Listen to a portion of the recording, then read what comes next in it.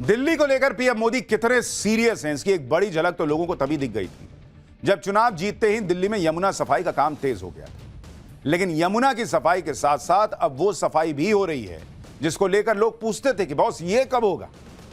घुसपैठिए Rohingyas पर दिल्ली की नई सरकार के आते ही ताबड़तोड़ एक्शन शुरू हो गया।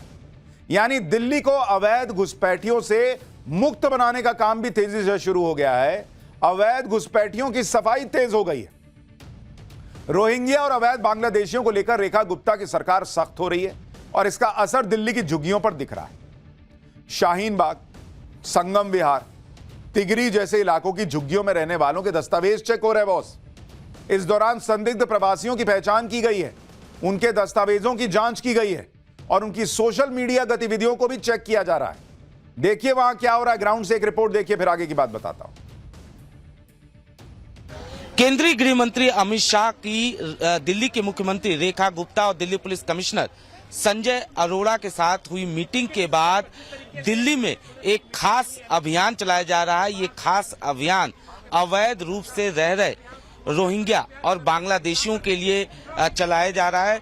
तस्वीरों के जरिए हम आपको दिखाएंगे। संगम विहार इलाके की ये तस्वीर है जहां पर आप साफ तौर पे देख सकते हैं किस तरीके से यहाँ पर ये ड्राइव चलाया जा रहा है।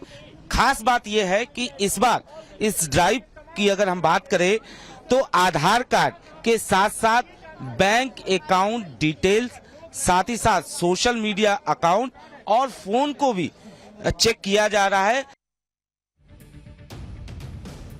आप सोचिए, इसी दिल्ली में नारे लगते थे कि कागज नहीं दिखाएंगे। हालांकि वो एनआरसी के लिए बात होती थी, लेकिन एनआरसी तो अभी आई नहीं। लेकिन जो अवैध घुसपैठ करके बैठे, जब उनकी चेकिंग शुरू हुई तो कागज दिखा रहे हैं लोग। ये होता है जब वक्त का पहिया घूमता है, एक मजबूत सरकार आ जाती है। यह कार्रवाई दिल्ली की सीएम रेखा गुप्ता के निर्देश के बाद हो रही है।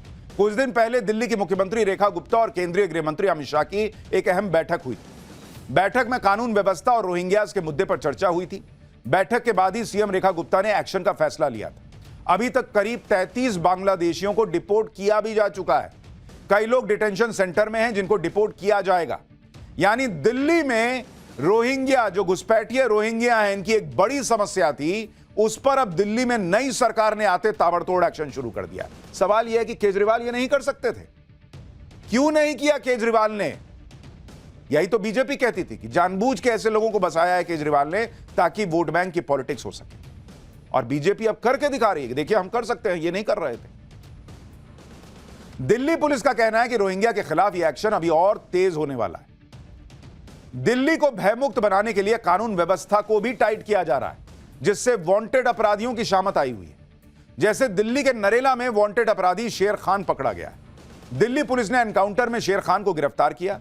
शेर खान पर हत्या, लूट समेत 27 मामले दर्ज हैं। लंबे वक्त से इसकी तलाश थी। 6 मार्च को दिल्ली पुलिस ने चेकिंग के दौरान शेर खान को पकड़ा था। यानी अवैध घुसपैठियों को निकालना, जो अपराधी अपराध कर रहे हैं उन पर एक्शन तेज करना, एनकाउंटर करना, यह भी दिल्ली में डबल इंजन की सरकार ने शुरू कर दिया। यह बीजेपी साबित कर रही है। दिल्ली में ताबड़तोड़ एक्शन इसलिए हो रहे हैं क्योंकि अब दिल्ली में डबल इंजन दौड़ रहा है। केंद्र और राज्य सरकारें मिलकर काम कर रही हैं। अब कंफ्यूजन कम और काम ज्यादा है।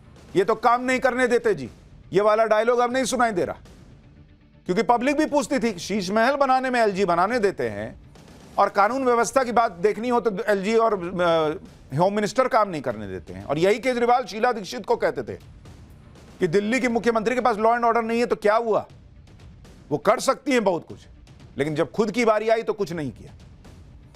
आप देखिए, दिल्ली की कानून व्यवस्था को टाइट करने के लिए खुद दिल्ली के पुलिस कमिश्नर 3 दिन पहले रात में गश्त लगा रहे थे।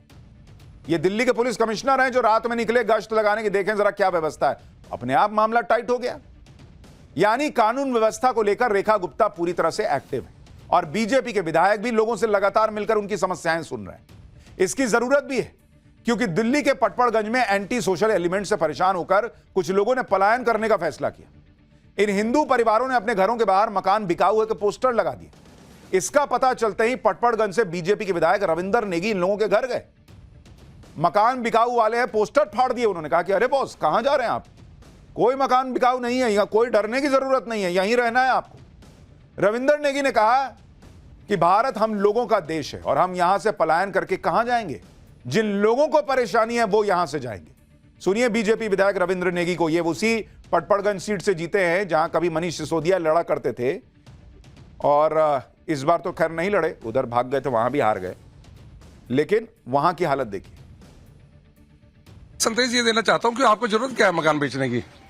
हम कानून और संविधान को मानते हैं, हम कानून के तहत काम कर रहे हैं। जो कोई गलत चीज कर रहा है तो जरूर उसके कानून के तहत कार्रवाई होगी, और कार्रवाई 100% होगी। हमें जरूरत क्या है ये मकानों के आगे हमें बिकाऊ लिखने की। कोई प्लान करने की जरूरत ही नहीं है। हिंदुस्तान में प्लान करके कहाँ जाएंगे हम लोग? हमारा देश है ये भाई, भारत हमारा देश है, हिंदुस्तान हमारा देश है, हिंदुओं का देश है। हम कहाँ जाएंगे? हम यहीं रहेंगे। क्या दिक्कत है? किसी को अगर परेशानी है वो जाएगा, जिसको हमसे परेशानी है वो भागेगा। हम क्यों भागेंगे? दिल्ली में पीएम मोदी का एक और विजन हकीकत बन रहा है। पीएम मोदी कई बार कह चुके हैं कि देश में गुलामी के प्रतीकों को नहीं होना चाहिए। देश का इतिहास इतना समृद्ध है, फिर भी देश में कुछ लोग हैं जो गुलामी की मानसिकता से जकड़े हुए हैं। इसलिए पीएम मोदी ने 11 सालों में धीरे धीरे उन सब निशानियों को हटाया जो मुगल काल या ब्रिटिश राज की याद दिलाते हैं। इसमें शहरों का नाम बदलना भी शामिल है। लेकिन अब भी कुछ ऐसी चीजें हैं जिसे बदला जाना बाकी है। जैसे दिल्ली में औरंगजेब और तुगलक के नाम पर सड़कें, लेकिन अब आक्रांताओं के नाम पर बनी सड़कों का नाम बदलने की भी शुरुआत हो चुकी है। बीजेपी के सांसदों ने दिल्ली में अपने आवास के बाहर जो एड्रेस का बोर्ड होता है उसमें बदलाव करना शुरू कर दिया है। दिल्ली के तुगलक लेन पर कई बीजेपी सांसदों का भी आवास है, जिनके एड्रेस में अब विवेकानंद मार्ग जोड़ा जा रहा है। ये देखिए, डॉक्टर दिनेश शर्मा, कृष्णपाल गुर्जर, स्वामी विवेकानंद मार्ग। बीजेपी सांसद दिनेश शर्मा के घर के बाहर जो पता लिखा है उसमें अब स्वामी विवेकानंद मार्ग लिखा हुआ दिख रहा है। तुगलक लेन नीचे छोटा सा लिख दिए हैं, जब फाइनली हट जाएगा तो वो भी हटा देंगे। इसी तरह से बीजेपी सांसद कृष्णपाल गुर्जर के घर के बाहर भी स्वामी विवेकानंद मार्ग लिखा हुआ दिख रहा है। यहां भी छोटा सा तुगलक मार्ग नीचे लिख दिए। यहीं पर इंडियन नेवी के वाइस एडमिरल किरण देशमुख का भी सरकारी आवास है। यहां भी एड्रेस बोर्ड पर स्वामी विवेकानंद मार्ग लिखा हुआ दिखता है। जरा देखिए क्या बदलाव आ रहा है। 1325 में मोहम्मद बिन तुगलक दिल्ली की सत्ता पर सल्तनत पर काबिज हुआ था।